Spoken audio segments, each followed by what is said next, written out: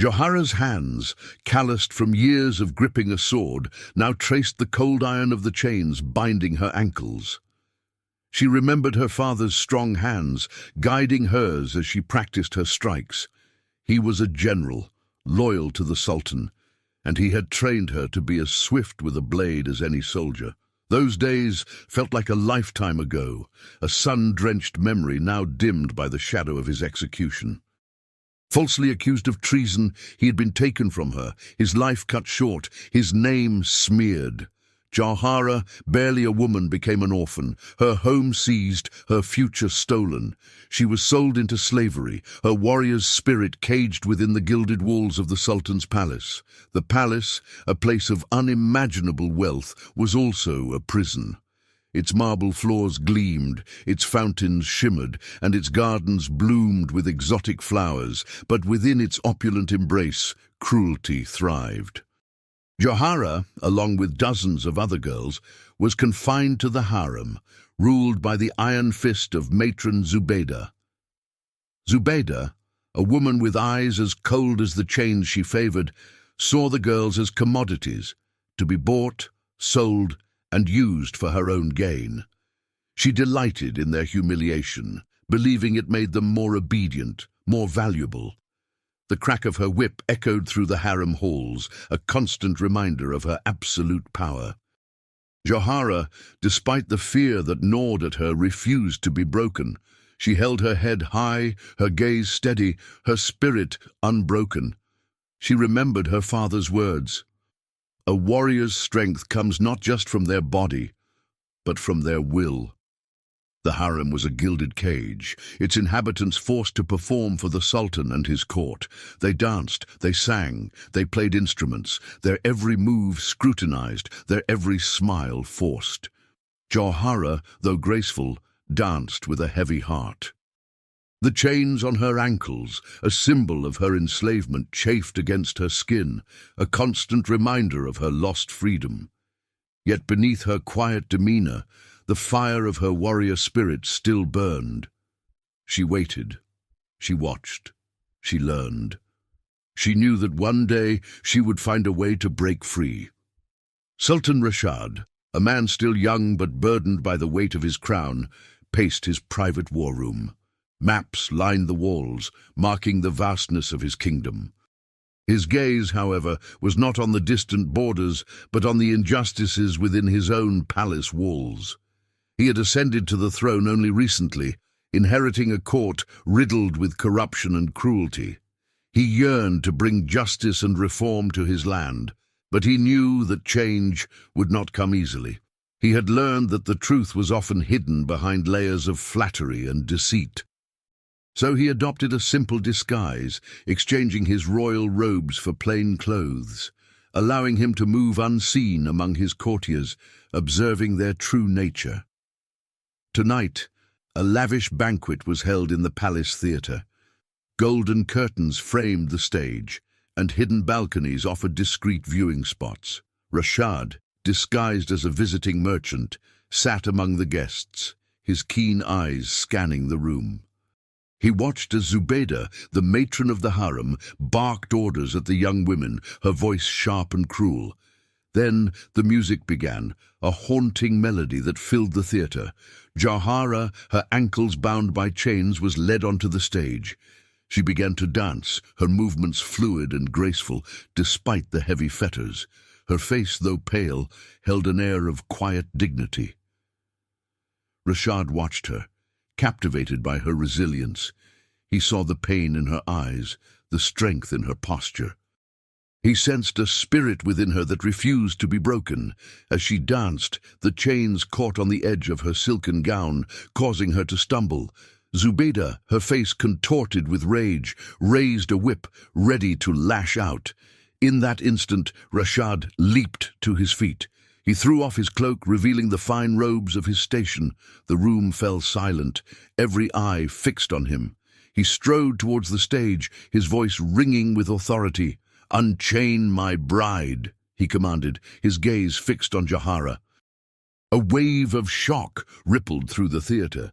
Whispers erupted among the guests. Zubaydah's hand froze, the whip still raised in the air. She stared at Rashad, her face a mask of disbelief and fury. Rashad, ignoring the stunned silence, approached Jahara. He knelt before her, his eyes meeting hers. "These chains have no place on you," he said softly, and with his own hands he began to unlock the fetters. The heavy palace doors swung open, revealing Sultan Rashad. Jahara, seated on a plush cushion in a small, richly decorated room, did not rise. She watched him warily, her gaze unwavering. He was no longer disguised as a merchant. He wore the rich robes of his station, the jewels on his fingers catching the light. He approached her slowly, his hands outstretched in a gesture of peace. "I came to see how you are," he said, his voice gentle. "I am a slave, Your Majesty," Jahara replied, her voice low and steady. "My well-being is of little consequence." Rashad frowned. "You are not just a slave," he said, sitting down opposite her. "You are the woman I intend to marry." Jahara did not respond. She had heard fine words before, empty promises that meant nothing. She looked at the floor, her long, dark hair falling around her face like a curtain. "I know you are wary," Rashad continued, "and you have every right to be, but I assure you my intentions are true. I will not force you into anything you do not wish." He reached out and gently lifted her chin, forcing her to meet his gaze. "I want you to trust me." Jahara looked into his eyes. She saw sincerity there, but also a hint of naivete. He was a ruler, accustomed to obedience. He did not understand what it meant to be powerless, to be at the mercy of others. "Trust is earned, Your Majesty, not given," she said quietly. Rashad nodded, understanding dawning in his eyes. "Then I will earn it," he said. He gestured to her ankles, still bearing the faint marks of the chains. "May I?" he asked, indicating he wished to examine them. Jahara hesitated, then nodded. Rashad carefully examined the marks, his touch gentle. He then took her hands in his. They were rough and calloused, not the soft hands of a pampered harem girl. He saw the strength in them, the remnants of her warrior training. He looked up at her, his eyes filled with respect. "You are a remarkable woman, Jahara," he said. He then reached into a small pouch at his side and pulled out a small pot of fragrant ointment.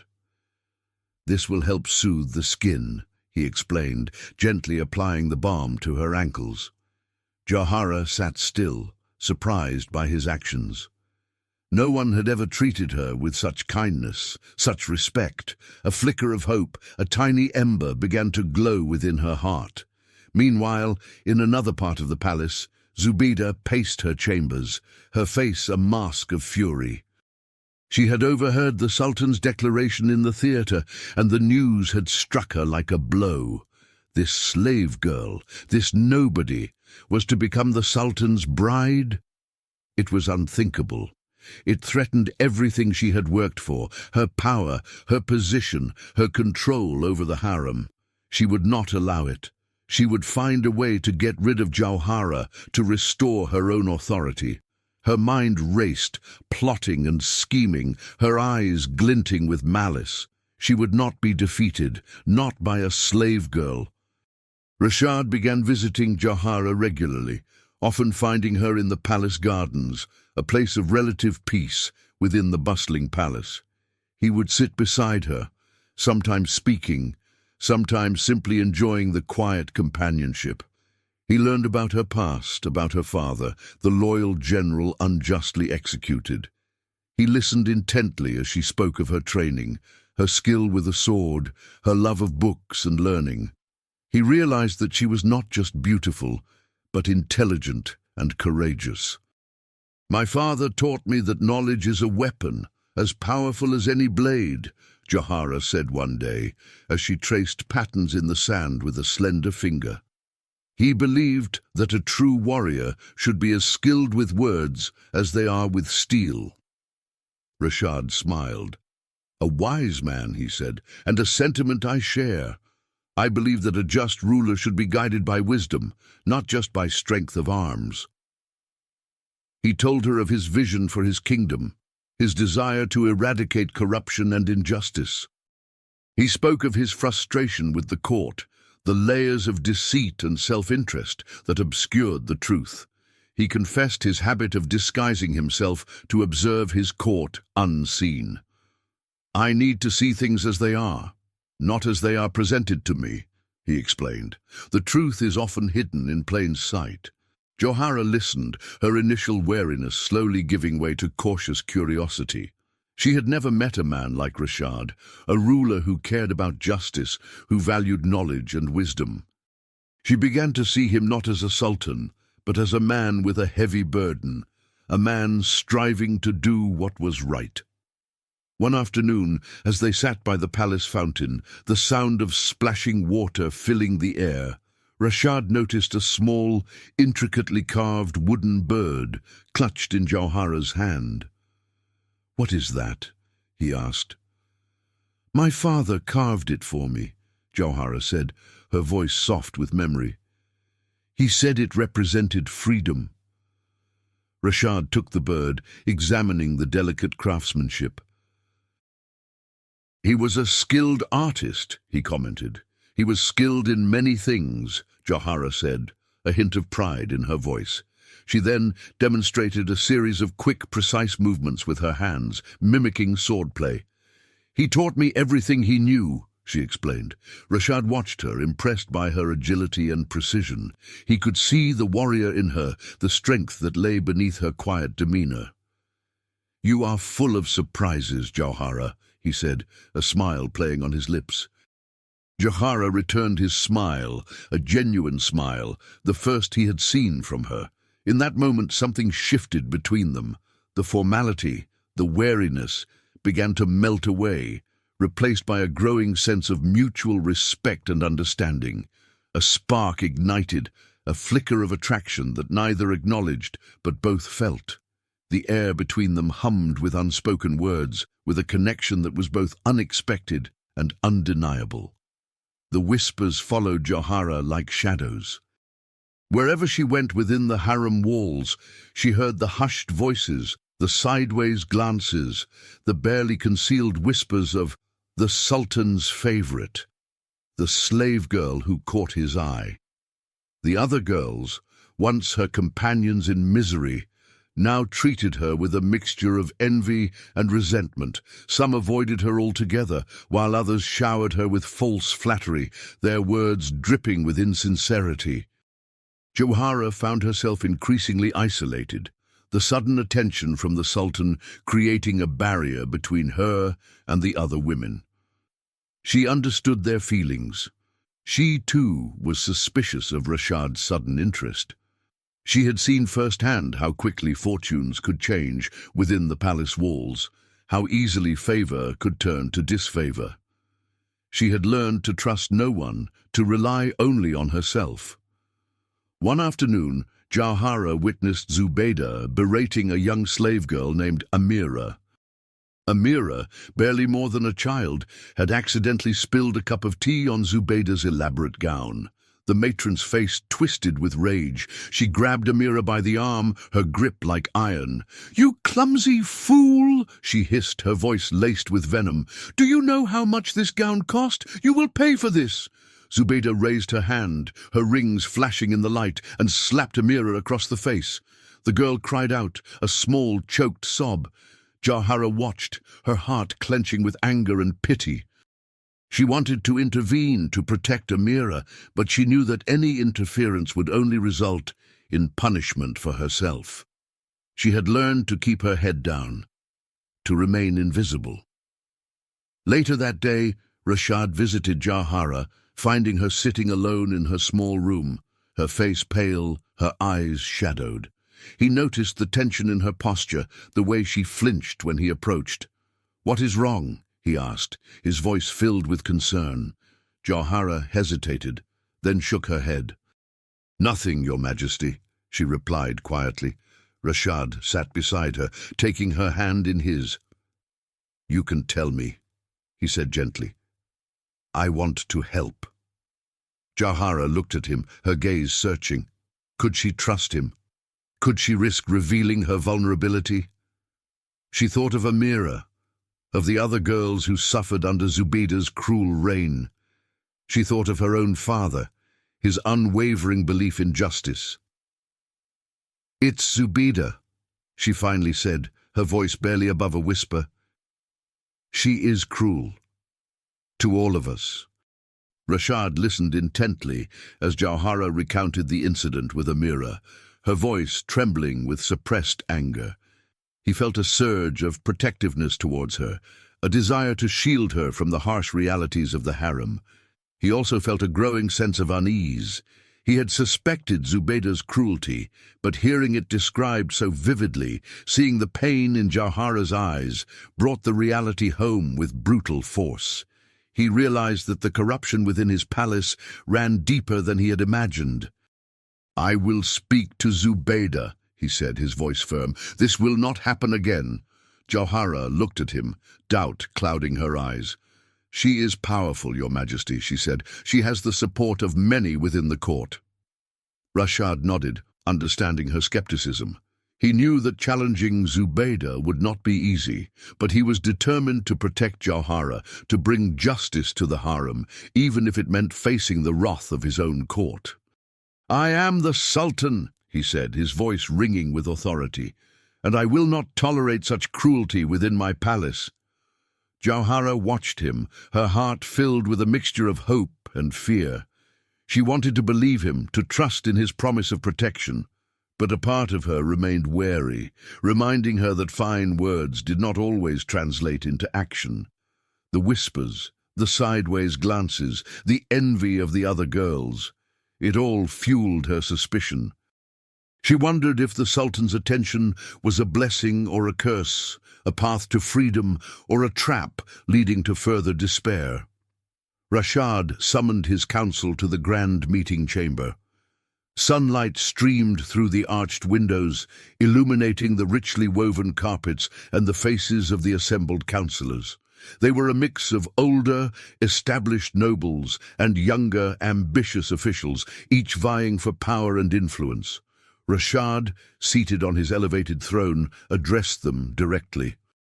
I have decided to take a wife, he announced, his voice clear and strong. Her name is Jauhara. A murmur rippled through the chamber. Rashad could see the surprise, the disapproval, etched on their faces. He continued, undeterred. She is a woman of great intelligence and courage. She possesses a strong spirit and a kind heart. I believe she will be a valuable asset to the kingdom. One of the older councillors, a man named Tariq, stepped forward. Your Majesty, he said, his voice laced with caution, while we respect your decision, we must express our concern. This woman, Jauhara, is she of noble birth? Rashad knew this question was coming. He had anticipated their resistance. She is not of noble birth, he admitted, but nobility is not measured by bloodline, but by character. Jauhara possesses qualities that far outweigh any title. Another councillor, a younger man named Omar, spoke up. Your Majesty, with all due respect, marrying a woman of unknown origins could be seen as a sign of weakness. It could undermine your authority. Rashad's jaw tightened. He had hoped to avoid this argument, but he knew it was inevitable. My authority is not based on whom I choose to marry, he said, his voice hardening. It is based on my ability to lead, to make just and wise decisions for the benefit of the kingdom. Before anyone else could speak, a messenger entered the chamber, bearing a sealed message for the Sultan. Rashad broke the seal and read the contents. His expression darkened. It seems Matron Zubaydah wishes to address the council, he announced, his voice laced with displeasure. Bring her in. Zubaydah entered the chamber, her head held high, her gaze unwavering. She bowed before the Sultan, then turned to address the council. I understand you are discussing His Majesty's unconventional choice of bride, she said, her voice smooth and deceptively calm.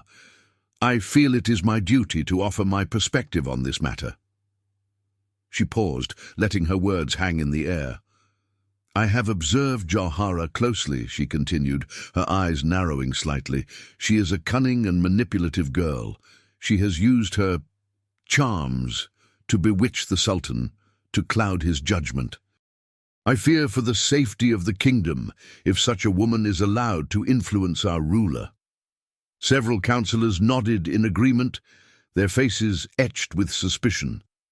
Zubaydah's words, carefully chosen and skillfully delivered, had planted seeds of doubt in their minds. Rashad watched Zubaydah, his eyes narrowed.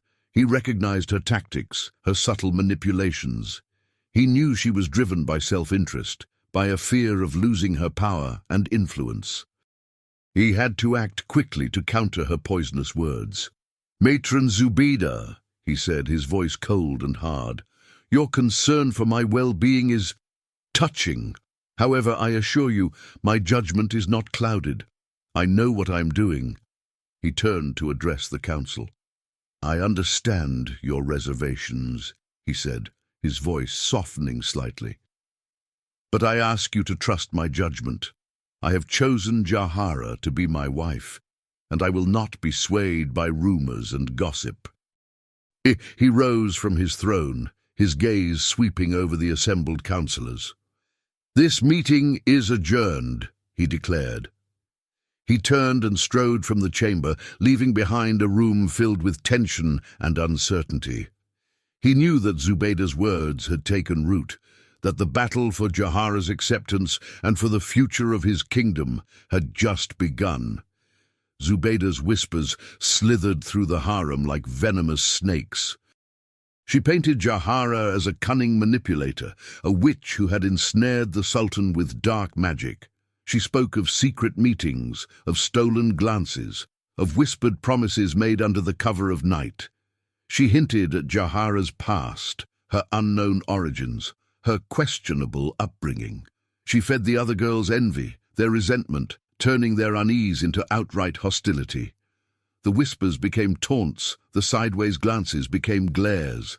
The other girls, once wary, now openly shunned Jauhara. They refused to share meals with her, avoided her in the gardens, and whispered behind their hands whenever she passed. They stole her belongings, tripped her in the hallways, and spread malicious rumors about her. Zubaydah, seeing her campaign gaining traction, intensified her efforts. She confined Jauhara to a small, isolated room, far from the relative comfort of the main harem. The room was sparsely furnished, with only a thin mattress on the floor and a small barred window that offered a glimpse of the sky. The food she was given was meager, barely enough to sustain her. She was forbidden from joining the other girls in their lessons, their dances, their shared moments of laughter and gossip. She was alone, cut off from all human contact, save for the occasional visit from a silent guard who brought her food and water. Rashad, meanwhile, was preoccupied with matters of state. He was dealing with a border dispute with a neighboring kingdom, a dispute that threatened to escalate into war. He spent long hours in his war room, poring over maps, consulting with his generals, and drafting diplomatic messages. He was aware of the rumors circulating about Jauhara, but he dismissed them as petty gossip, fueled by envy and Zubaydah's malice. He trusted Jauhara, believed in her integrity, and felt confident that his declaration of intent to marry her would eventually quell the whispers. He visited Jauhara whenever he could, but his visits became less frequent, his time increasingly consumed by the demands of his position. He brought her gifts, small tokens of his affection, a silk scarf, a carved wooden comb, a book of poetry. He assured her that he would soon put an end to the rumors, that he would publicly announce their betrothal and silence her detractors. Jauhara listened to his promises, but her heart was heavy. The isolation, the constant whispers, the relentless hostility of the other girls. It was taking its toll. She felt trapped, suffocated by the palace walls. She longed for fresh air, for freedom, for the simple companionship of someone who did not see her as a threat or a prize. She began to doubt Rashad's sincerity. Perhaps he was just another powerful man, making promises he couldn't keep. Perhaps he had underestimated Zubaydah's influence, her ability to manipulate and control those around her. Perhaps he was simply too busy, too preoccupied with matters of state, to truly understand the suffering she endured. The small ember of hope that had flickered within her heart began to dim, threatened to be extinguished by the cold winds of doubt and despair. The chains on her ankles may have been removed, but she felt more bound than ever, trapped in a gilded cage, surrounded by whispers and shadows. The stifling heat of the small, airless room pressed down on Jawhara. Dust motes danced in the single shaft of sunlight that filtered through the barred window, a mocking reminder of the freedom she craved. She paced the confines of her prison, her bare feet silent on the cold stone floor. Days blurred into nights, marked only by the changing light and the meager meals delivered by a silent guard. One evening, as she sat by the window trying to catch a breath of the cooler night air, she heard voices coming from the corridor outside. She recognized Zubaydah's sharp, commanding tone. She pressed her ear against the door, straining to hear the hushed conversation. "The arrangements are finalized," Zubaydah was saying, her voice low and conspiratorial. "The emissary from the court of Emir al-Zafir arrives tomorrow. The girl will be delivered to him the following night." Jawhara's heart pounded in her chest. She knew Zubaydah was talking about her. She had heard whispers of Emir al-Zafir, a ruthless ruler known for his cruelty and his insatiable appetite for beautiful women. He ruled a rival kingdom, a land known for its harsh deserts and its even harsher laws. Being sold to him would be a fate worse than death. "His Majesty suspects nothing," another voice asked, a man's voice, deep and cautious. "The Sultan is preoccupied with the border dispute," Zubaydah replied, her voice laced with contempt. "He has little time for his plaything." Jawhara felt a wave of nausea wash over her. Rashad's promises, his assurances of protection, echoed in her mind, now hollow and meaningless. He had believed her.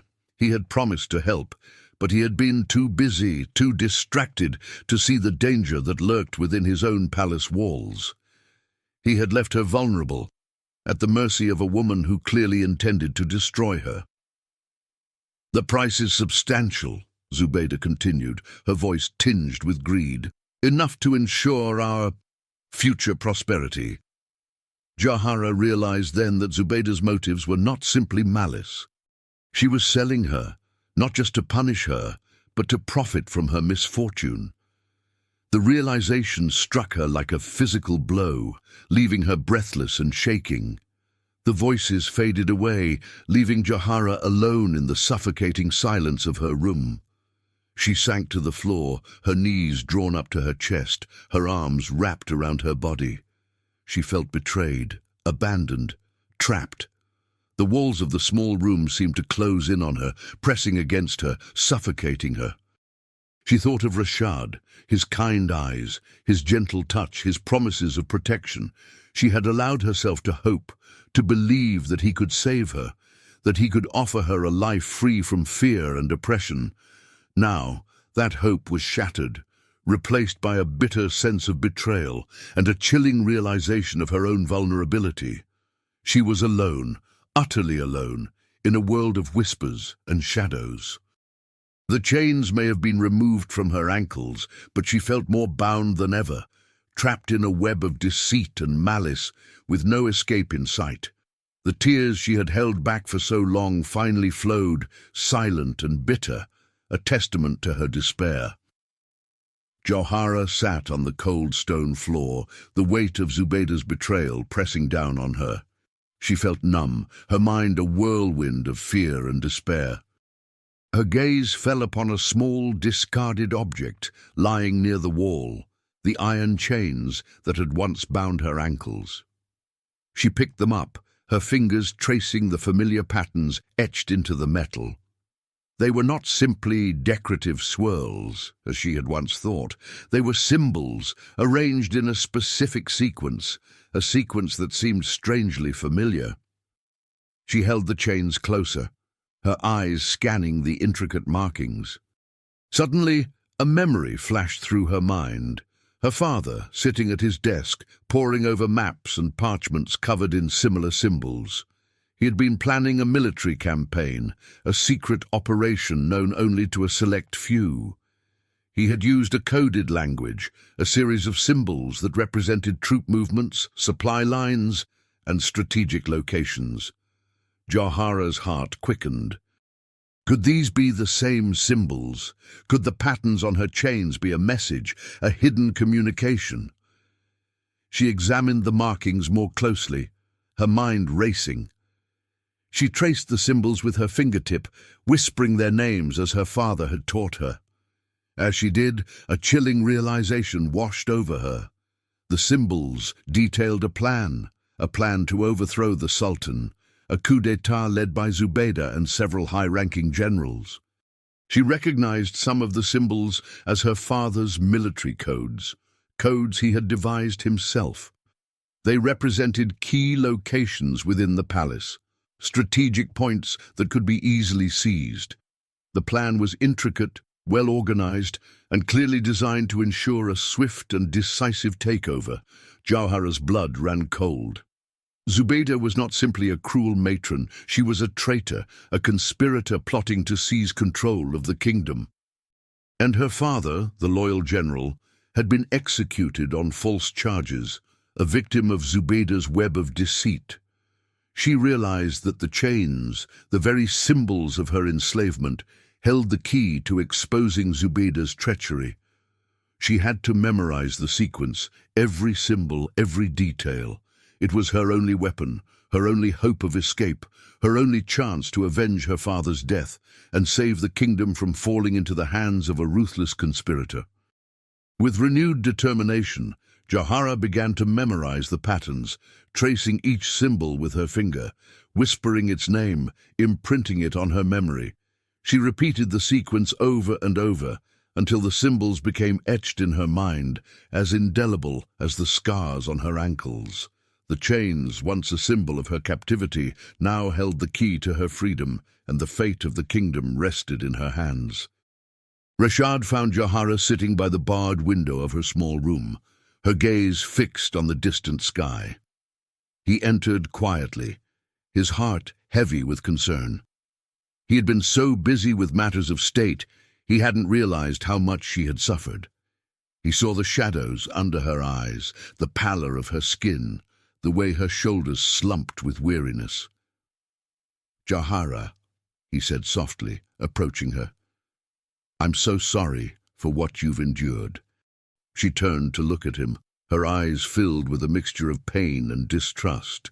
"Your apologies mean little, Your Majesty," she said, her voice flat and emotionless. Rashad knelt beside her, taking her hand in his. "I know you don't trust me," he said, his voice laced with frustration. "But I swear to you, I had no idea what Zubaydah was doing. I will make things right. I will punish her for what she's done." Jauhara pulled her hand away, her gaze fixed on the floor. "Fine words, Your Majesty," she said, her voice barely a whisper. "But words are cheap. Actions speak louder." Rashad sighed, his frustration growing. He had come to offer her comfort, reassurance, but she was pushing him away, building walls around herself. He understood her wariness, her reluctance to trust, but he needed her to believe him, to understand that he was on her side. "What can I do to prove my sincerity?" he asked, his voice pleading. "Tell me what you need, and I will provide it." Jauhara remained silent, her gaze still fixed on the floor. She was torn. She had discovered Zubaydah's treachery, the plot to overthrow him, but she hesitated to reveal what she knew. Could she trust him? Could she risk placing her fate and the fate of the kingdom in his hands? She thought of her father, his unwavering loyalty to the Sultan, his belief in justice and honor. She thought of Zubaydah, her cruelty, her deceit, her insatiable thirst for power. She thought of Rashad, his kind eyes, his gentle touch, his promises of reform. Who could she trust? Who would believe her? "I need time," she finally said, her voice barely audible. "Time to think, time to decide." Rashad nodded, his heart sinking. He had hoped to bridge the gap between them, to earn her trust, but she remained distant, guarded, uncertain. He rose to his feet, his shoulders slumping with defeat. "I will give you time," he said quietly. "But please, Jawhara, believe me, I want to help you, I want to protect you." He turned and left the room, the heavy door closing behind him with a resounding thud, leaving Jawhara alone with her doubts, her fears, and the heavy burden of the secret she carried.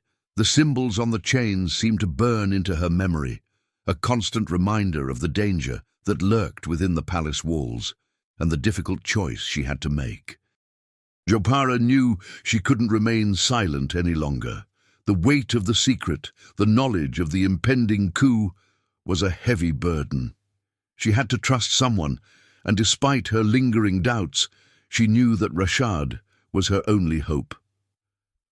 When he next visited, she didn't wait for him to speak. "Your Majesty," she began, her voice trembling slightly, "I have something to tell you, something you must hear."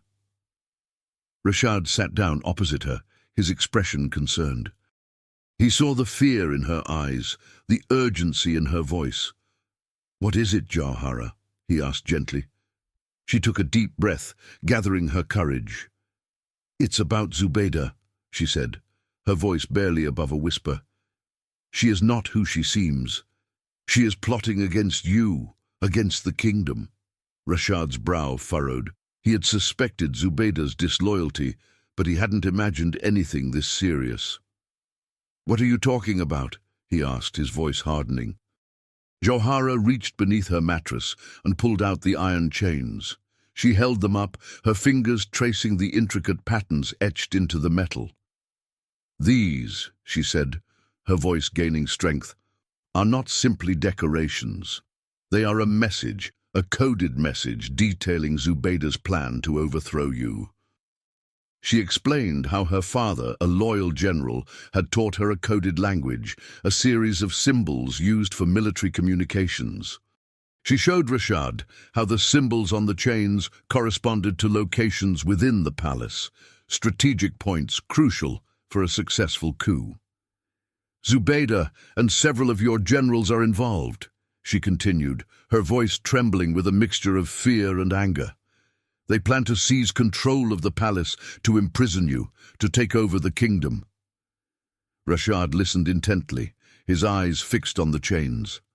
As Jawhara explained the meaning of the symbols, a chilling realization washed over him. He recognized some of the codes his own father, the former Sultan, had used during his reign. They were codes known only to a select few, codes that had been passed down through generations of the royal family. "My father," he whispered, his voice barely audible, "he used these same codes." He looked at Jawhara, his eyes filled with a mixture of horror and disbelief. "Your father," he began, his voice catching in his throat. "He was a loyal general. He was executed for treason, wasn't he?" Jawhara nodded, tears welling up in her eyes. "He was framed," she said, her voice choked with emotion. "Zubaydah orchestrated his downfall. She used his own codes against him, twisting them, manipulating them, to make it seem like he was the traitor." Rashad felt a surge of anger, a burning rage that coursed through his veins. He had always questioned the circumstances of his father's death, the flimsy evidence, the hurried trial. Now everything made sense. Zubaydah, driven by her insatiable greed and her lust for power, had orchestrated the downfall of a loyal general and framed him for treason. He looked at Jauhara, his eyes filled with gratitude and respect. She had risked everything to reveal this truth, to expose Zubaydah's treachery and save his kingdom. He had doubted her, questioned her motives, but she had proven her loyalty, her courage, her unwavering commitment to justice. "Thank you, Jauhara," he said, his voice filled with emotion. "You have saved my life and you have saved my kingdom." He took her hands in his grip firm and reassuring. "I believe you," he said, his voice ringing with conviction, "and I will make sure that justice is served." Rashad wasted no time. He immediately summoned his most trusted advisor, a wizened old man named Hakim, and shared Jauhara's revelation. Hakim, a man of unwavering loyalty and sharp intellect, listened intently, his face etched with concern. "This is grave news, Your Majesty," Hakim said, his voice low and serious. "We must act swiftly and discreetly. Zubaydah is cunning, and she has powerful allies." Rashad nodded, his mind already racing. "I need proof," he said. "Evidence that will convince the council. Evidence that will expose Zubaydah and her conspirators." "I will begin my investigation immediately, Your Majesty," Hakim assured him. "I will question the palace staff, review the records, and gather any information that might shed light on this plot." Rashad then turned his attention to the military. He summoned his generals one by one to private meetings in his war room. He studied their faces, their reactions, as he questioned them about troop movements, supply lines, and recent communications. He spoke of rumors of unrest, of whispers of discontent within the ranks. He watched for any flicker of hesitation, any sign of guilt or deception. Some of the generals, men he had known and trusted for years, met his gaze with unwavering loyalty, their answers clear and forthright. Others, however, shifted uncomfortably in their seats, their eyes darting nervously around the room, their responses evasive and unconvincing. Rashad noted their names, their ranks, their positions within the military hierarchy. He began to piece together the puzzle, identifying the conspirators, the men who had betrayed their oaths and aligned themselves with Zubaydah. As he gathered more information, the scope of the plot became clearer. Zubaydah had been working for months, subtly manipulating events, planting seeds of discontent, and gathering support for her cause. She had promised the generals wealth, power, and influence, exploiting their ambition and their greed. The coup was planned for the upcoming royal festival, a celebration that would draw large crowds to the palace grounds. Zubaydah and her co-conspirators intended to use the chaos and confusion of the festival to seize control of the palace, imprison Rashad, and declare themselves the new rulers of the kingdom. The days leading up to the festival were filled with tension and uncertainty. The palace buzzed with activity as preparations for the celebration were underway, but beneath the surface of festive excitement, a current of fear and suspicion ran strong. Rashad, aware of the impending danger, moved cautiously, his every move scrutinized, his every word carefully chosen. He continued to meet with Jauhara, sharing updates on his investigation, seeking her insights and advice. He had come to rely on her intelligence, her sharp mind, her understanding of Zubaydah's tactics. He no longer saw her as a slave girl, but as a valuable ally, a partner in his fight to protect his kingdom. The suspense built with each passing day, the air thick with anticipation and dread.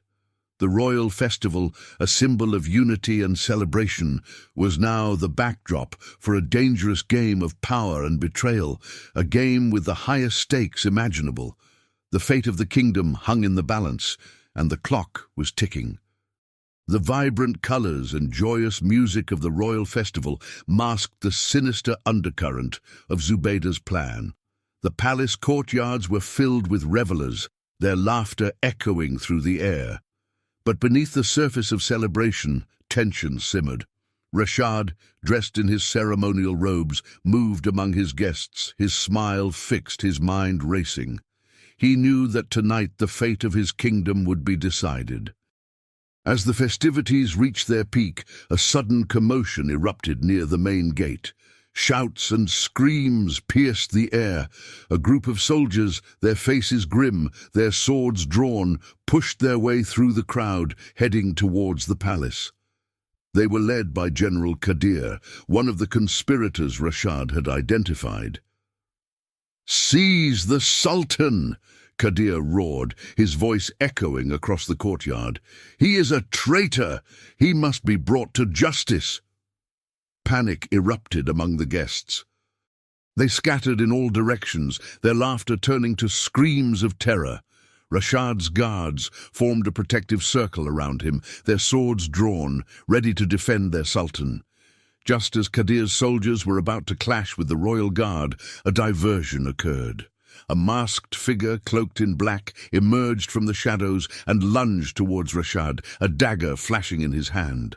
The assassin moved with lightning speed, his attack swift and unexpected. Before Rashad's guards could react, a figure leaped in front of him, intercepting the assassin's blow. It was Jahara. She had been watching from a hidden balcony, anticipating Zubaydah's move. She had armed herself with a small concealed blade, a gift from her father, a weapon she had kept hidden throughout her captivity.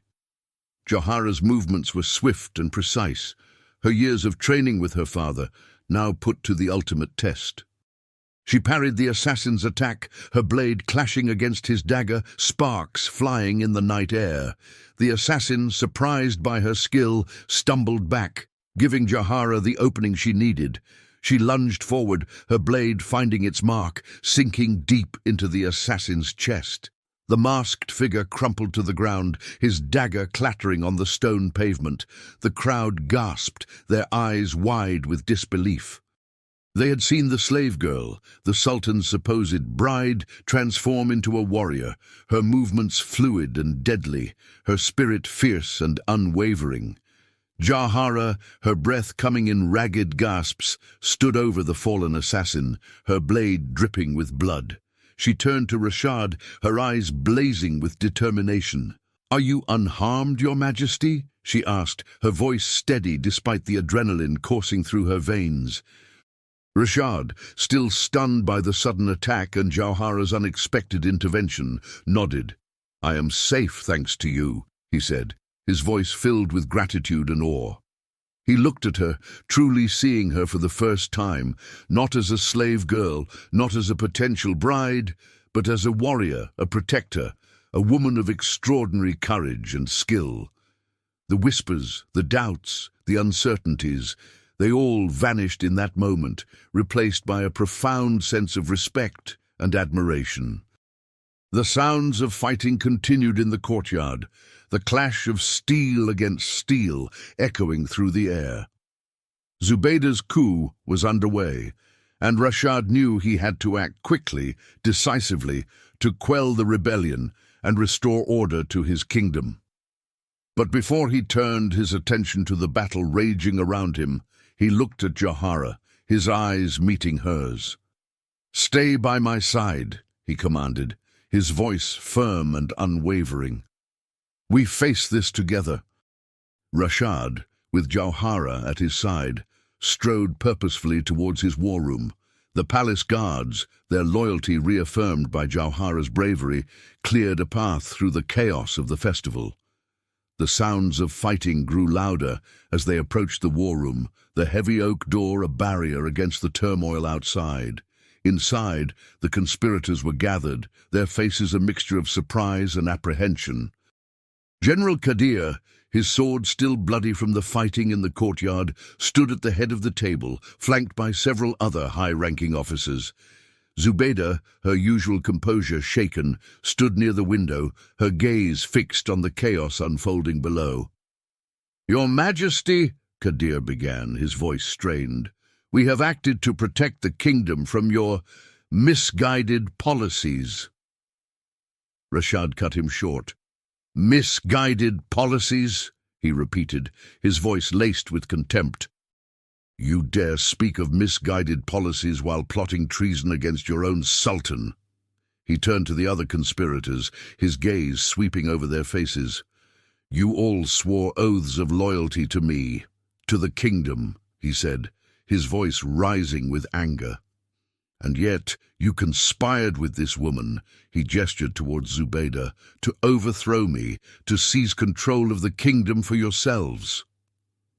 The conspirators shifted uncomfortably, their eyes darting nervously between Rashad and Jauhara. They had not anticipated her presence, her survival of the assassin's attack. Her appearance, her unwavering gaze, unnerved them.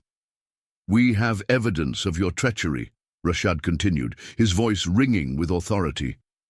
He held up the iron chains, the symbols glinting in the torchlight. "These," he said, his voice dripping with disdain, "detail your plans, your movements, your every intention." He turned to Jauhara. "Explain," he commanded. Jauhara stepped forward, her voice clear and strong. She pointed to the symbols on the chains, explaining their meaning, their significance, their connection to the conspirators' plot. She detailed the planned movements of troops, the strategic locations within the palace, the timing of the attack. She spoke of her father's codes, the codes Zubaydah had twisted and manipulated to frame him for treason. As she spoke, the conspirators' faces paled. They had underestimated her, dismissed her as a mere slave girl, unaware of her intelligence, her knowledge, her unwavering determination to expose their treachery. "Lies!" Qadir shouted, his face flushed with anger. "This girl is lying. She is trying to deceive you, Your Majesty." Rashad silenced him with a raised hand. "I have other evidence," he said, his voice cold and hard. He produced a series of documents, letters and reports that Hakim had gathered during his investigation. He read aloud excerpts from the documents, revealing the conspirators' secret meetings, their coded messages, their plans to divide the spoils of their treachery. The evidence was irrefutable. The conspirators' faces were masks of defeat, their bravado gone, replaced by fear and desperation. They knew they were trapped, their plot exposed, their treachery revealed. General Qadir, his face contorted with rage, lunged towards Rashad, his sword raised. "You will pay for this," he screamed. Before he could reach Rashad, the royal guards sprang into action. They overpowered Qadir, disarming him and pinning him to the floor. The other conspirators, seeing their leader subdued, offered no resistance. They were arrested, their hands bound, their heads bowed in shame. Zubaydah, her face ashen, remained silent, her gaze fixed on the floor. She knew her game was up, her ambitions thwarted, her power broken. The whispers, the manipulations, the years of scheming, it had all come to nothing. Rashad turned to Jauhara, his eyes filled with gratitude and respect. "You have saved my kingdom," he said, his voice filled with emotion. "You are a true hero." He then addressed the assembled guards. "Take these traitors to the dungeons," he commanded, his voice ringing with authority. "They will await trial for their crimes." The guards led the conspirators away, leaving Rashad and Jauhara alone in the war room, the silence broken only by the crackling of the torches and the distant sounds of the festival, now subdued and uncertain. The coup had been thwarted, the kingdom saved, and a new chapter in its history was about to begin. The following morning, the palace courtyard, still littered with the remnants of the interrupted festival, became a stage for justice. Rashad, dressed in his royal robes, stood before his assembled court and the people of his city. Beside him stood Jauhara, no longer in chains, but dressed in a simple yet elegant gown, her head held high. "Last night," Rashad announced, his voice ringing with authority, "a treacherous plot to overthrow the throne was thwarted. The conspirators, led by General Qadir and Matron Zubaydah, have been apprehended and will face justice for their crimes." A murmur rippled through the crowd. Many had heard whispers of the unrest, but few had realized the extent of the danger. "Matron Zubaydah," Rashad continued, his gaze fixed on the woman who stood bound and guarded before him, "not only plotted treason against the crown, but also orchestrated the execution of a loyal general, Jauhara's father, years ago." A gasp went through the crowd. Many remembered the general, a respected and admired figure in the kingdom. "Jauhara," Rashad said, turning to her, his voice softening, "displayed extraordinary courage and intelligence. She uncovered the conspiracy and risked her life to protect me, to protect this kingdom. She is a true hero, and I owe her a debt of gratitude I can never fully repay." He then turned back to the crowd. "The harem, a place meant for sanctuary and peace, has become a breeding ground for cruelty and corruption under Zubaydah's rule. This will change. I hereby announce sweeping reforms to the harem. No longer will women be treated as commodities, to be bought, sold, and abused. They will be treated with respect, with dignity, with the honor they deserve." He paused, letting his words sink in. "I apologize to Jauhara," he continued, his voice filled with sincerity, "for doubting her, for not seeing the truth sooner. She has proven her loyalty, her courage, and her unwavering commitment to justice. I am humbled by her strength, and I am honored to have her by my side." He then addressed the guards. "Take Zubaydah away," he commanded. "She will be charged with treason and murder and face the full weight of the law." As the guards led Zubaydah away, the crowd erupted in cheers. They had witnessed justice being served, and they celebrated the courage and intelligence of the woman who had saved their kingdom.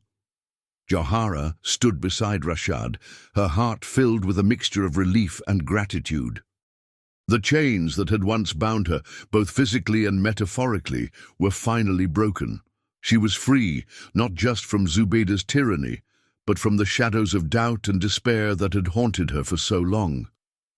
She looked at Rashad, his eyes meeting hers, and saw not a sultan, but a man who had learned to trust, to see the truth, to value courage and integrity above all else. A new chapter in her life, and in the life of the kingdom, had begun. The bustle of the palace faded as Rashad led Jauhara to a quiet garden hidden within its walls. Sunlight dappled through the leaves, creating an oasis of peace and tranquility. A fountain murmured softly, its gentle music a soothing counterpoint to the recent turmoil. Rashad turned to Jauhara, his eyes meeting hers. He held her hands in his touch gentle but firm. "Jauhara," he began, his voice soft and sincere, "I asked you once to be my bride, in the midst of chaos and uncertainty. I ask you again now, in this place of peace, with clarity and understanding. I offer you not just marriage but partnership. I offer you my trust, my respect, my love." He paused, his gaze searching hers. "I have seen your strength, your courage, your wisdom. You are not just a beautiful woman, but a remarkable human being. You have shown me the true meaning of loyalty, of justice, of unwavering commitment to what is right." He took a deep breath, his voice thick with emotion. "I want you by my side, not as a possession, not as a symbol, but as an equal, as a partner in ruling this kingdom. Will you be my wife, Jauhara? Will you share this burden, this journey, with me?" Jauhara looked at him, her heart filled with a warmth she had never known before. She had endured so much, suffered so much, but she had emerged from the darkness stronger, wiser, more resilient than ever. She had found not just a protector, but a partner, a man who saw her not for her status, but for her spirit. "Yes, Rashad," she said, her voice clear and steady. "I will be your wife. I will share your burden, your journey, your life. I will stand by your side, always." A smile spread across Rashad's face, a smile that reached his eyes, illuminating them with a joy that Jauhara had never seen before. He raised her hands to his lips, kissing them gently. "Thank you, Jauhara," he whispered, his voice filled with love and gratitude. Together they walked through the garden, their hands clasped, their steps in unison. They spoke of the future, of the reforms they would implement, of the kingdom they would build together, a kingdom founded on justice, compassion, and equality. The iron chains that had once bound Jauhara's ankles were melted down, the symbols of her enslavement transformed into something new, something beautiful. The molten metal was reforged into a magnificent sculpture, a soaring bird with outstretched wings, a symbol of freedom, of justice, of Jauhara's rise from slave to queen. The sculpture was placed in the heart of the city, a monument to remind all who saw it of the day a slave girl became a queen, a testament to the power of courage, resilience, and the unwavering pursuit of justice. As the sun set, casting long shadows across the palace gardens, Rashad and Jauhara stood before the monument, their hands clasped. They embraced, their hearts filled with hope and love, their future stretching before them, a future they would face together, as equals, as partners, as husband and wife. And